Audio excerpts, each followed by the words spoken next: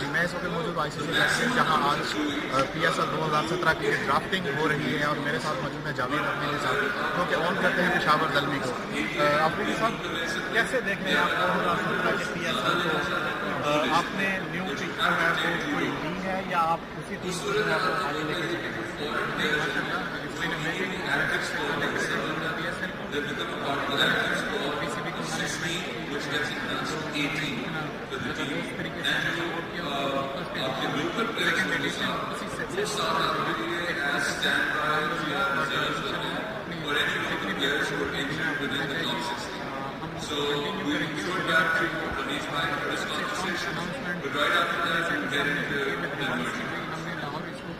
Final کروانا ہے. تو آئی آلموسٹ ریئلی اپریشیٹ کہ جس طریقے سے اس کے لیے بہت بڑا دیر گردہ چاہیے تھا اس اناؤنسمنٹ کے لیے.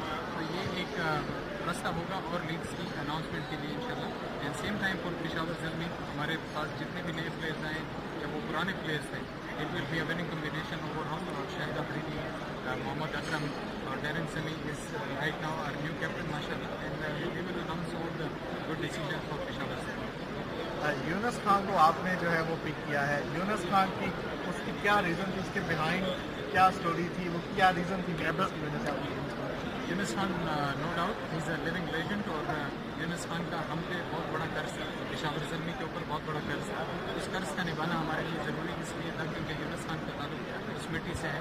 وہ ہم نے کیسے ان کو آگے اس مٹی کے ساتھ تعلق کے بنا کی وجہ سے لوگوں کی کافی کہ ہم یونس خان کو پشاور زلمی میں سلیکٹ کریں. ایک مینٹور یونس خان نے T20 ورلڈ کپ سب سے پہلے پاکستان کو جیتا ہے.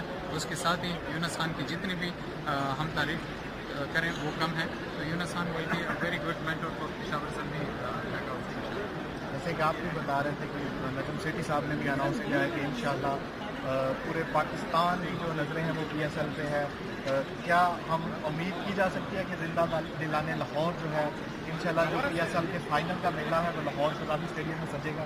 انشاءاللہ بالکل, why not. And I really appreciate جس طریقے سے انہوں نے یہ اناؤنس کیا اور ایک زبردست ہوگا. آئندہ کے لیے تو ہمیں صرف لاہور کے لیے نہیں, ایون اس کو کراچی, اسلام آباد, پنڈی اور پشاور تک لے کے جانا چاہیے. اور وہاں پہ انشاءاللہ we have to do something over there انشاءاللہ. Thank you.